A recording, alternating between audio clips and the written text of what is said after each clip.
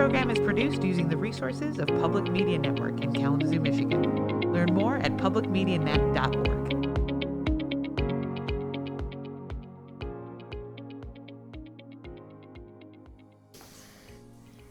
Welcome to Connecting Communities, a podcast about the environment, which is where we live, work, and play. We love to talk with people who are doing cool things to support the environment and also connect communities together, bring people together. So today, very environmentally adjacent. Maybe you can connect the dots for us as we go, but I am excited to talk about the connections that you're making in this episode today, Patrick. But all that to say, I'm your co-host, Dee Chauvin.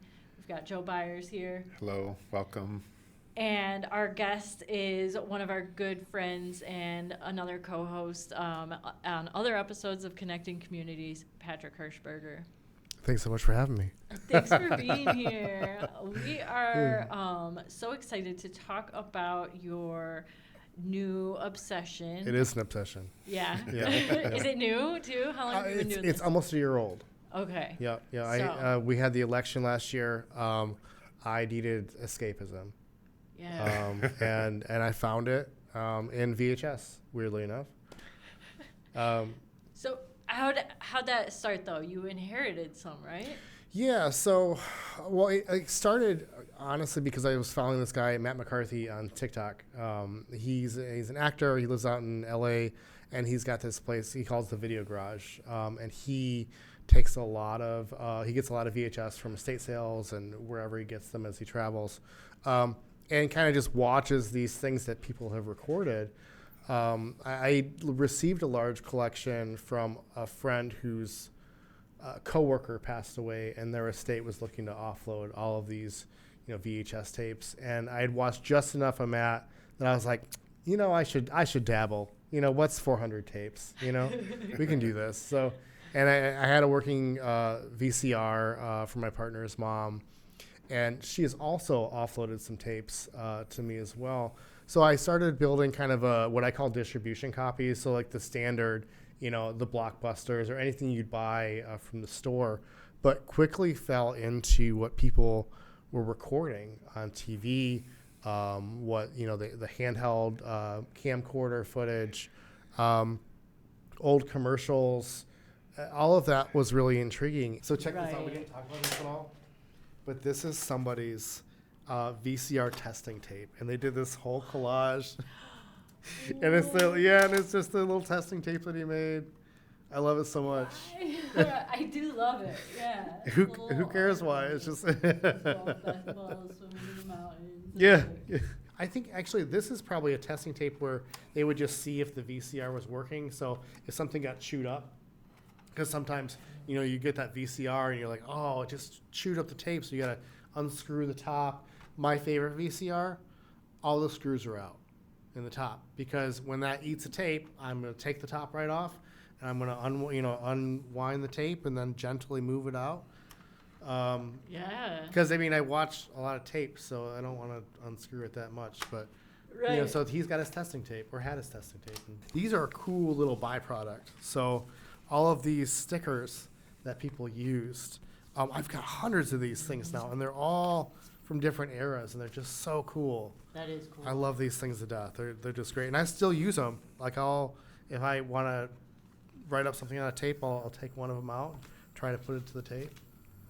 Yeah, because people like this person just wrote straight up with a pencil. Did not use the stickers. And abbreviated all this stuff. I've started to figure out what the abbreviations are, but the only way you do that is by watching. I make a lot of murals, and a lot of that's public facing, and I'm really interested in people's stories that are local. And I think with VHS tapes, it's that too, because you could have 20 copies of, the last show of MASH, but you had all these local stations, all of the local commercials that were played, people that loved to cut commercials, people that didn't love to cut commercials, you could tell when they fell asleep and just, they stopped cutting commercials. It just kind of fell out of their hand, and hopefully the cigarette landed somewhere where it didn't burn the house down.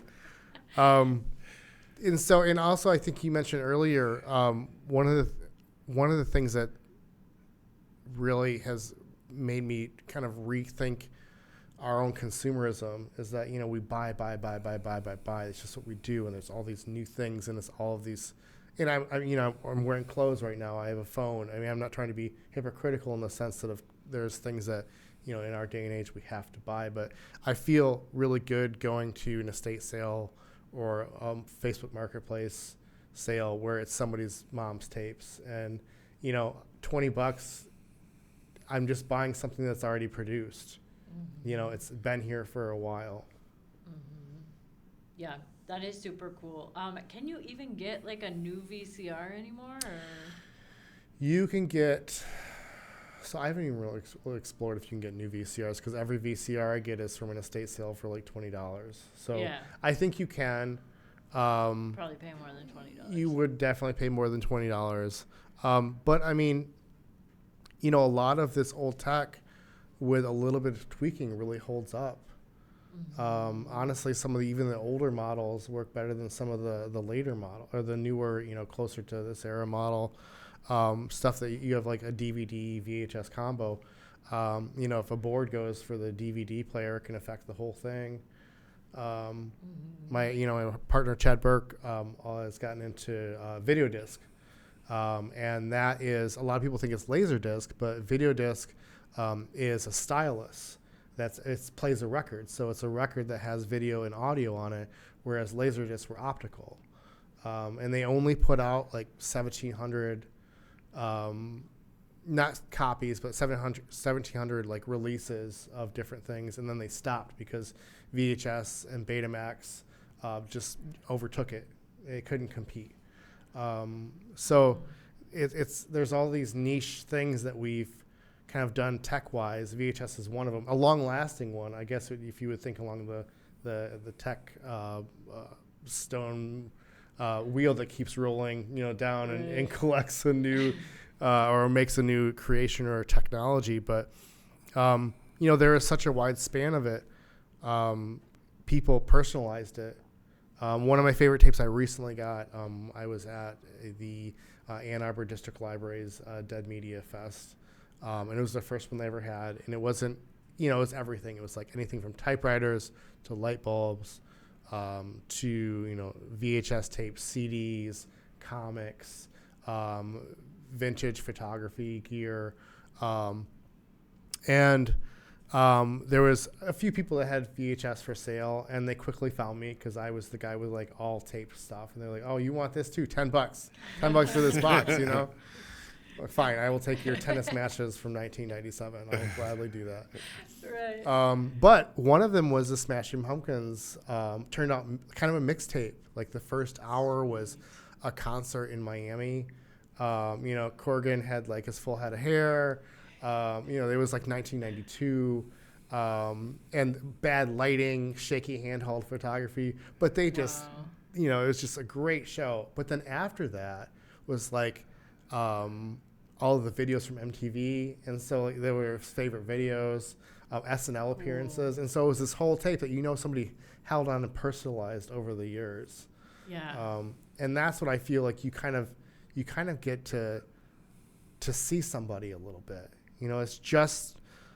It's not their whole selves, but it's enough of themselves that when you see a few tapes or even more than a few tapes of what they've done over their lifetime of recording, you kind of get a vibe check of what this person, how they reacted to their media environment and just their environment in general. Mm-hmm. Yeah, that is super cool. What about, so you get to know these people based on the, collection that they've curated onto a tape and, what they decided to like create. But you also have been digging into people's backgrounds to say like, oh, this person whose collection I got, they are from Kalamazoo and they did this for a living and Oh yeah, it's you know, very their so. stories? So one of the collections, and let me pull up my notes because got to look at the notes. There's a collection I recently got from, and actually, if we look at, it's this tape right here. So it's this Scotch High Standard T120. The envelope that's just ripped in half, has their address. Some of the stuff had like Bible verses on it, grocery lists from Meijer that were just quickly like taped onto the tape. And they just taped everything. I mean, they love Ghost Hunters, huge fans of Ghost Hunters and the subsequent series from that. But they packed these tapes in, and there was close to almost 400 of them sitting in a storage container that this guy that flips storage containers or storage units got. He got, and I found him on Facebook Marketplace, and I went there for 2 boxes and a crate. And I went up, he's like, well, I actually found 3 more boxes. You can just have it. Because, I saw your page, and it looks cool. It looks like you're doing something with them. So here. 400 tapes later. I don't know why 300 and 400 seems to be, like, the magic number of people for their collections. It's like 15 or 20 or, like, 300 or 400. Right. But, it's some people have little to no web presence. And, I mean, given the majority of these tapes are from – the mid 80s, most of them a lot of 90s, some into the 2000s. Even I just watched a tape that was from like 2014, which seems like yesterday, in VHS land. Wow.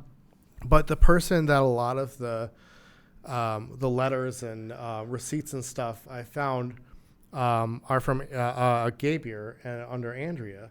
But then if you look online, because I do a lot of searching with like municipal databases, or just things that you can find on Google or random searches. But I couldn't find really anything about Andrea, but I found a lot about her father, Russell Gabier, he did a lot of work with Western for a long time. He was the first executive director of the Irving S. Gilmore Foundation. So he takes you down weird rabbit holes. You're like, are these his tapes or are these her tapes? Because I don't think he had the time to tape. Right. I don't think, but maybe he did too. Maybe it's part of his collection. Maybe it's part of her collection. Is she still alive? I think so. He's not. So I think to some people it might seem a little morbid because you're constantly, you're looking at like, can I find this person's death record or, when they came about. But I mean, I think that's the cool thing about history is that, we are these short existences anyways. And so it's interesting to see what people did in a really weird part of their lives, but because this type of media for a lot of people only came around in their later ages or when they were kids, like some of the tapes, there's the tapes I got in Angola and Indiana where it was a solid collection of sci-fi, Mr. Science Theater, a bunch of like cartoons and just, cool old sci-fi channel in the 90s, which was a good time. But it was husband and wife, and we were in a parking lot of like just some random grocery store chain, and they were like, "Well, why do you want these tapes? Like, are you gonna tape over them?" And I was like, "No, absolutely not. Like this is fun for me. It's discovery." And they're like, "Oh, that's so." You could see the relief. Like, "Oh my gosh! Like I'm giving you something." And they told me it was their kid and his friends, and they just taped whatever they wanted, and it was their taped collection of their teen years. Yeah, it's almost like a creation, like something they created. Like if somebody, all these podcasts that we make are in a digital format, you know what I mean? But like if I could take and put them into a physical tape, and someone actually wanted that one day, I would be like so thrilled and like honored because it was something that I took the time to put together. So one of my good friends, Bernie Proschel, he was in kind of the rock scene back in the 70s and 80s, and they made mixtapes for everything, and he still has hundreds of mixtapes. I remember as a kid. I grew up in an environment where I could only access religious music. So I would sneak listening to the radio on like RKR or 103 or whatever and I would have my little Walkman, and I'd throw my tape in it, and I'd tape, when they had like special events or concerts on it, so I could get the whole album, but I wasn't alone. People were doing this all the time, or people made them for their friends. And I feel like people that were really into media did the same thing. They made collections of things. Some people were more haphazard than others. Some people very organized. So you see those personality traits come through. Other people, chaos. Like this 400 set is pure chaos, and I love it. I'm a huge fan of the chaos. Other people, so I don't know who remembers the Goo Goo Dolls. Oh, yeah. This person, Michelle from Florida, has over 300 tapes that she was part of a group of people that sent tapes to each other, and they were a Goo Goo Dolls fan club. And so people that went to concerts and people that recorded off of MTV and early shows, they would swap tapes, record. They would make these immaculate lists, some handwritten, some literal spreadsheets. And they would do down to like the lines of what part in the tape will these different things happen on, and so I've got like so many AOL addresses and early Etsy accounts, and like it's like, hey, this is Michelle. Paula, if you could just send me the tape that we talked about in our letter last time of these 2 shows in Europe, I'll include in this tape the whole edition of, so there was like some of the MTV stuff was fantastic. There's some Real World on these tapes. Buffy, I love. She has an affection for Buffy the Vampire Slayer. So I've had the pleasure of recording some of that. But you really, on a level, again, it comes back to you get to know these people. You don't know these people at all, but you know a little bit, which is a fun deep dive. I grew up in an environment where I didn't have access to secular culture, as we referred to it as, and so much of that is missed. And part of this is getting to live something I'd never I was only on the periphery of. I love Teenage Mutant Ninja Turtles, loved it, and I drew them all the time in church. But I barely was able to watch them. Now I'm finding people's like tapes where they've got like 5 episodes of TMNT from 1994. Are you like, Friday night? That's my plans. I'm like watching these. I don't watch Netflix anymore. Like we have to have special events to watch things. I don't need to. I have like thousands of VHS tapes that I'm trying to work through. Yeah. We take breaks. You got to watch a season of something here and there. But So I remember as a kid, and I'm like talking probably early 80s, my aunt and uncle had a satellite dish, but back then they were like huge. Yeah, they were like, the size of half of your house. But she would tape they probably had like 400 channels, which now isn't a big deal. I mean, how many channels do you have? But she taped every single movie that she could possibly tape. I wonder where all those tapes are, because, I mean, she had put like 3 movies on a... Joe, you've got my number. Yeah. I know. I gotta call my dad and see if he's I think I still have, since I've lived in my house, I still have a VCR somewhere, I think. Yeah. And probably tapes. You find that too. When you go to estate sales, if I see, there's always one VCR. Always one. Even if they don't have tape still, there's always one random VCR in the basement.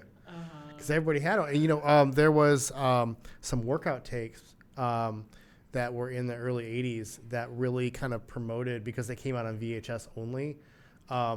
People just bought them in droves. And then it just became such a staple, and it's such a malleable format. Like you could tape and retape and retape. Speaking of satellite and early cable, some of these tapes you could tell people would be browsing through basically like their what was on next, or they'd be rolling through all the channels and the movies playing in the background, but you're seeing them 30 years ago flipping through the channels, so to speak. And you feel like you're there. I know this is probably weird, but I do talk to the TV. I talk like that person is in the room sometimes. And some of this is just my dad. Like he was very much a TV yeller. He would scream at the TV. So I'm finding a personal enjoyment having a little bit of, ancestral TV yelling. Yeah. And be like, especially when commercials get cut, like I might cuss somebody out when they start cutting off commercials. And it was a cool Transformers commercial, and now you just stopped it, and now it goes back to our regularly scheduled programming. I mean, Right. murderous. The commercials, I feel like, would be just such a time capsule to see. So much plastic. Oh, So much yeah. plastic. Yeah. The 80s were great about that. Like all of the play sets. I don't know if you remember the micro machines. Mm-hmm. They were like Hot Wheels. Yeah, but they're tiny and the guy talked super fast. Oh, okay. I don't remember the commercials for them. Just the actual micro machine. I didn't even remember either until I saw a commercial on a VHS tape. Unlocked a memory, core memory. Oh, It did. I remember that. I could really see too getting to know. I mean, you've got the people's home videos. Tell us about John Homer. John Homer. John Homer is up in the UP. I went to his granddaughter's place. It was just Middle Michigan, about an hour and a half away, near Lansing, and I got about 70 tapes. And I was like, so could you? I have to gauge when you talk to people, because some people just want to get rid of it. Like, here you go. Thanks for the money. Bye. Mm-hmm. And you're not going to be able to talk to people. But some people just want to talk. Mm-hmm. So you have that time of like, this is like the interview. It might be 5 minutes, it might be 10 minutes, but you're standing on somebody's porch and you're just talking, and you're like, so where did these come from? He's like, they're my grandpa, and I've had them for years, and I just don't have the space anymore, but I can't get myself to throw these away. I just want somebody to appreciate them. And she's like, well, my grandpa loved recording like houses and bridges, and just, he just liked recording everything. And she was not wrong. John Homer loved recording everything.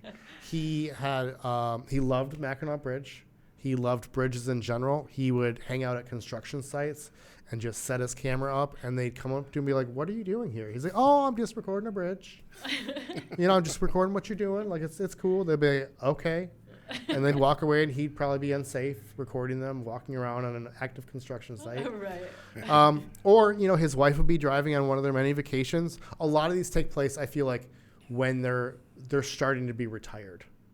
And they bought a couple of like small motels to run for, businesses, and they would go down to Florida and hang with their friends, and they'd do the whole, like, we've got our moving trailer that we go down and park, and then we're all, drinking Bud Light and hanging out smoking cigarettes, with our friends down in Florida. Yeah, I love that vibe. And they always had tiny dogs. They always had I'm being introduced to different tiny dogs in this, which I love tiny dogs, and they're so adorable. Some like the cameras more than others. Dottie does not like the camera. Dottie, he'd be like, hey Dottie. And he'll just point the camera at her, and she'd look up and be like, I just want to enjoy this grass right now, and you're really, invading my personal space. But he talked. He was the narrator. In the early tapes, he wasn't the narrator. He didn't have his voice. He's a very matter-of-fact person. Oh, there's a red light. Oh, look, there's a tree that we're passing that's different. Look at those palm trees. Is that bridge going up right now? He would just talk to the camera. It didn't matter if he was the only one around. He was the narrator. Sometimes his wife was driving, he'd just be taping miles of countryside. Usually overexposed, not the best shot, kind of shaky. It's probably like hard to look at. Sometimes, from the moving vehicle. But I love sometimes what's in the shadows of these shots, because like when he turns his camera, you're seeing the rearview mirror, and you're getting a little flash of like him or his wife, or like his wife's hands when he's driving, and like her, like how calm she is and just steady, and his reactionary person, And I mean, you are getting, again, you're coming back to, you're getting to know someone. I'll never know these people, they're dead, but we're all people, and we all have a lot of similar traits, and we do a lot of things that I think we just find comforting. And I love getting to know these people through these little bit of insights of what they're saying on camera, and they're not famous people. These are people that are, I can't even find pictures online of these people. They're pre-online. Right. And so I would have to, if I really wanted to dig, I would have to probably, go find birth records and find things in hometowns, maybe something at a public library or a local history section.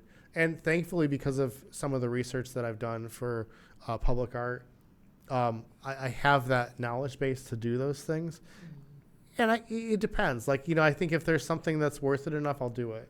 But I think what my project is right now, I'm starting to digitize a lot of this. I've started this project called the Kalamazoo Video Vault. I have a Google Drive where I'm just every collection has its name, it has a bio, and then I'm labeling what the videos are, what their collections are from, and trying to put whole tapes, up into these. So eventually, I don't know if it'll be a subscription or I don't know if it'll just be open for here's the link, check it out. But I want it to be where people can kind of have a curated space of. I wonder what Homan's tapes are. Well, there are a lot of Bridges. He loves some Martha Stewart.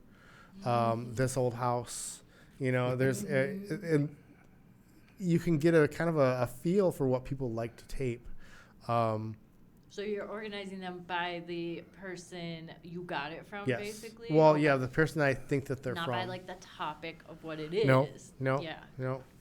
Yeah, it's all about the person, I think in the title. Yeah. I just think that's so cool. It just makes me feel like, like you're not so small and insignificant. You know what I mean? Like you said, we're all people, and so like.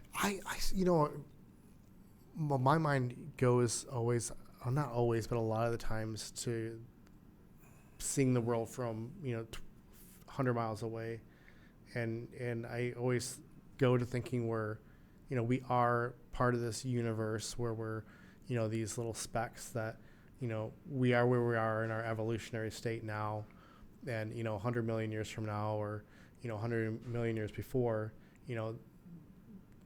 they were different people as they will be different people in the future. But we're here right now, and it's so cool as just this tiny little speck of dust to be able to study other little specks of dust that, we're so full of character and so similar at the same time. And I don't know, I find a lot of comfort in that. It is as different as we think we like to think that we are. We're so close.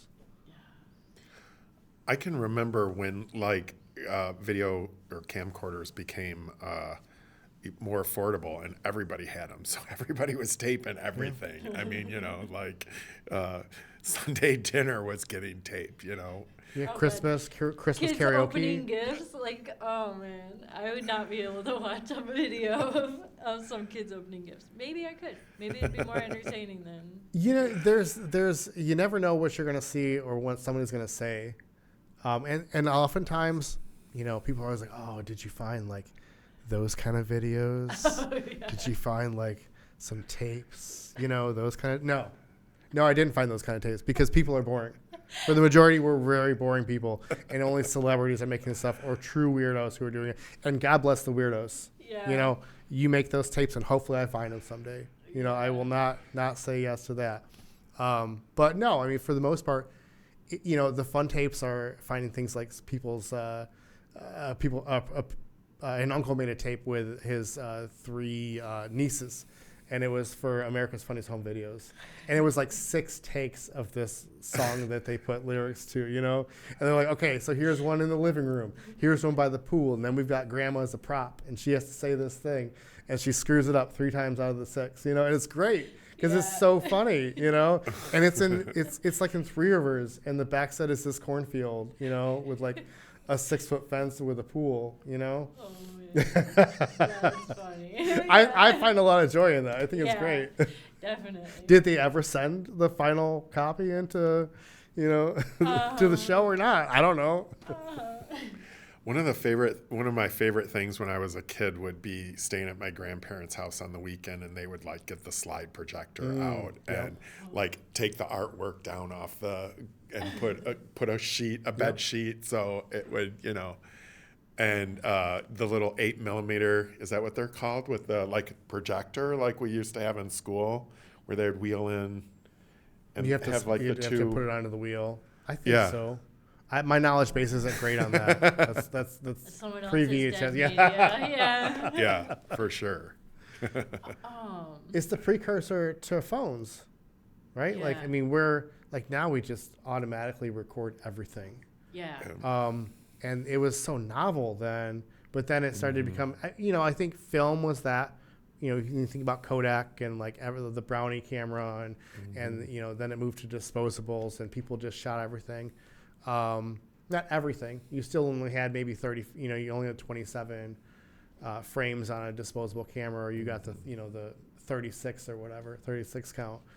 And so then digital came along with film and video, and we could do a lot more. And we just became, it's just I shoot everything. But I mean, honestly, people that were doing handheld video stuff, a lot of those people shot everything too. Not maybe not everybody did. Maybe certain people were selective. Certain people were not, and they just shot live, which is great. Yeah. Right. Without those people, we wouldn't know about John's bridges. And Yeah, stuff. John's bridges. That's the cool stuff. Yeah. Mean little Chihuahuas. They're hanging out in a trailer with some beers and a bunch of 65-year-olds.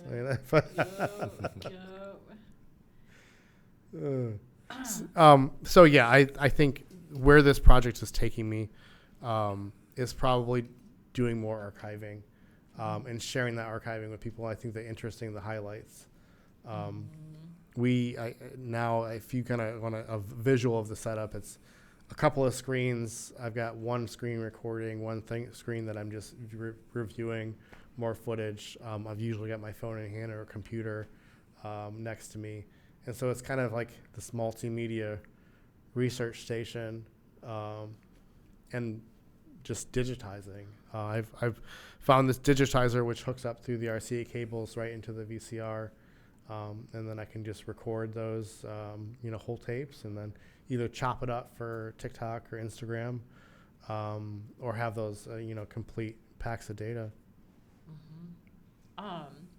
That's what I was going to ask. I know I've seen you share a couple of clips on your personal Instagram page, but, for people who want to get updates from the Kalamazoo Video Vault, are they? Yeah, no, my just page is following your open. personal page? So, if you go on Instagram, just look up Patrick Hershburger. I know it's a long one, but it's, if you can always link it through to my bonus saves or Go Bonus Saves page on Instagram. There's links to it. But yeah, KZoo Video Vault is right now, I don't want to say it's conceptual. I'm building it, so I don't have really a web presence for it yet. But I'm just kind of cataloging at this point in time and building the collection, I guess, for a release down the road. And then you're going to be participating in the Ann Arbor Dead Media Day. There is another, so Ann Arbor Dead Media Day. Thing going on. So Ann Arbor Dead Media Day at the Ann Arbor District Library happened this in October. There was a call for entries early in the spring. And for whatever reason, the algorithm threw it at me. I mean, for whatever reason, I'm right? sure you're Googling. Yeah. It has nothing to do with it. And I was like, what is this? What is this thing? And so I signed up first day that I saw it, and it was the second day that it was out. And I got a response. They're like, hey, this sounds cool. Do you want one table or two? I'm like, I'll take 2 tables. And I showed up not knowing what to expect. And it was so cool. It was all this stuff typewriters to old light bulbs to vintage radios, CDs, DVDs, VHS, old camera equipment, just whatever was old media. But I was like, well, it's from 3 to 11 on a Sunday. They just had the marathon. Are we going to be that busy? Yes. Nonstop people. Great conversations. We had both my partners, Chad Burke, who's also I'm co-opting him into the KZ Video Vault. I said we're a team. We're a team, baby. We're doing this. You've got your video discs, which are not laser discs. Video discs are they run like a record player, except it's both audio and visual. And then I have all my VHS. And we're invited back to whatever the next one is that they're planning, which is cool. They hoping to bring some cool presentations and kind of hone in on what this project really is. I think when I came into it, I had kind of a semblance of it, which has been even more refined over the past few weeks. It's interesting because it's a real time thing, right? Yeah. Like it's my mind changes every couple of weeks on how this is going to get honed. I'm like, oh, I have to go back and rename these files now. Oh no. But that's okay. Like, I mean, that's the fun of it, you know? Yeah, yeah. It's a hobby work. Right. You know, Exactly. I'm it's not like I'm doing a 9 to 5. It's more like, 6 to 1. Yeah. So I think listeners who are intrigued by this should also check out that Dead Media Day in Ann Arbor, and whenever they're doing that in 2026 would be cool to get connected with. And I'll be doing updates on on my TikTok. I know you're not supposed to do this, but my TikTok has both Dead Media stuff as well as mural stuff on it. So under Go Bonus Saves on TikTok. If you want to be old fashioned and email, KZOO Video Vault, it's no spaces or dots or dashes. KZOO Video Vault at gmail.com is a good way to reach out. You've got to get a website for that, because that is a great name. I know. And so I need somebody's to buy going to that. .com Yeah, it, don't buy that. Yeah, don't buy it. Please don't buy Somebody it yet. didn't hear that. And if you have any VHS tapes just sitting around, You know Patrick. what? You know what? Get a hold of me. I am not averse. I think right now, like if it's within an hour and a half or so, I'll drive. Yeah. It's a fun little day trip. Mm-hmm. Mm-hmm. I like that you like to talk to people a little bit too when you pick it up. Oh yeah. I mean, I think those are some of the most valuable moments. Is that 5 or 10 minutes when you can get a little bit of like personal information. About who this person was. Sometimes you don't get anything, but you also get interesting stories that kind of relate to it, or maybe they don't at all, but they become part of the story. Mm-hmm. Love it. Tina, you always have questions you want to ask our guests. I do. Yeah, you do. I know it. I'm curious because I think this feels a little bit like anthropology and art, or it's almost, I don't want to say folk art, but something the nostalgic part makes it feel very folk Yeah. art. And so do you think about that? Is that part of what you're doing? Or? Well, I'm an artist through and through. I've always been a creator. So I feel like that bleeds into other projects. And being an artist who's also really invested in history, whatever history I'm looking into, 100% agree with that. I love personal history, whether it be in making it into a piece of public art or researching people's video habits. I think that's maybe just what makes me tick. Is that I feel like in my next life I should be a librarian. I loved hearing you say how we're all at the core kind of similar, and showing those similarities versus all the differences that we might feel. Is there more that you can share about that? I mean, humans are humans, right? Like we're lovely creatures and we're evil beasts, and we're all of these things wrapped into this squishy package. And I feel like we, when we tape ourselves, we've been driven to it for documenting ourselves, whether it be on paper, whether it be a chisel and a stone. Painting in a handprint in a cave. I mean, these are all traces of us. And so I really think that part of our core, whatever it is driven to recognizing our individual selves, which make up a larger community of people, and our way that we make art, and how we view life and the universe as a whole. And so not to get like super deep with it or anything, but I mean, I just think this is part of who we are and a byproduct of that. If maybe another alien race does something different. Maybe they don't think about recording the past at all, but for some reason we're really interested in our now and our past, and I embrace that. I was watching a PBS documentary from 1987, and it was like 20 years in the past, and it was on the Beatles, but it was also on like the Vietnam. Basically, there was this, the protest movement that grew into the, anti-war movement, and all these musicians, and there was these like nobody or somebody something days, and they were talking about how they protested the machine of capitalism and of, essentially the war machine.